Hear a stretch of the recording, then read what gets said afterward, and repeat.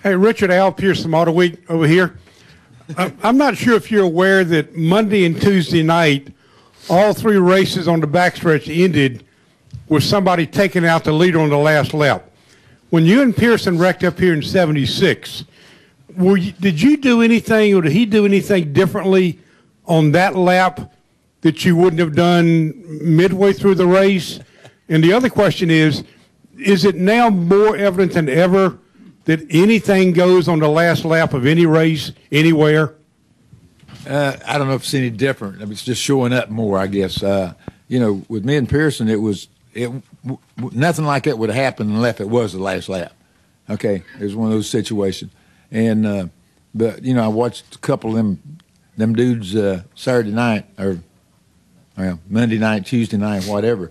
And when I watched that, not meaning too much here, but that was an Earnhardt move, okay, but on all of them, and that was kind of a standard deal in a lot of short tracks and stuff. And when they run up a little place like they run on the backstretch and stuff, it's hard to stay off people, and you want to stay as close as you can.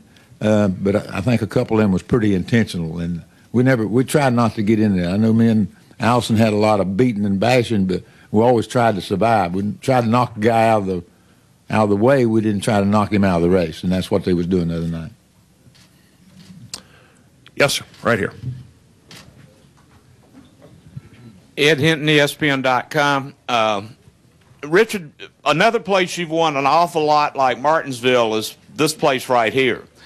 As you see this race as it shapes up now, you've got a woman on the pole, that sort of thing. Do you look and does it seem to you? Do you look at this as like, okay, this is just the evolution of the Daytona 500. This is the way things have changed, and are you accustomed to it, or do you sometimes walk out there and think you're in a whole different world than you were in 1976, 77 through there?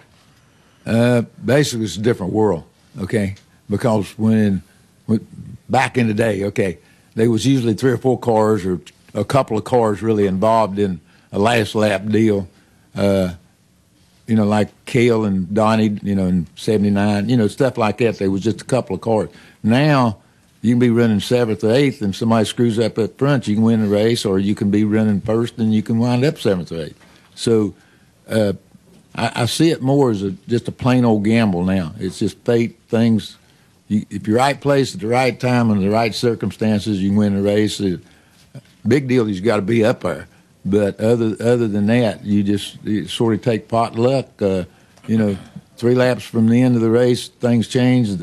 Is a winner, then 2 laps is a different crowd, and the last lap is another different crowd. So just wherever you stop the race is who's going to win the race. Do you miss the days that when they started this race, the best car was going to win, even if it was only between maybe you and David and Cale and Bobby?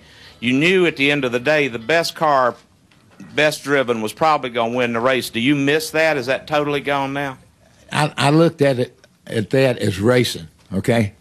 Now they just run, okay? Because, like I said before, you can be leading the race and come back the next lap and you're 10th, and you're still running wide open. So to me, that's not the way I grew up with racing. That's not the way I understand racing. New generation might understand racing being that way. But from this pure racing standpoint, you put 2 or 3 cars together and they race with each other and they pass each other and they do it with a little bit of finesse or a little bit of cunning.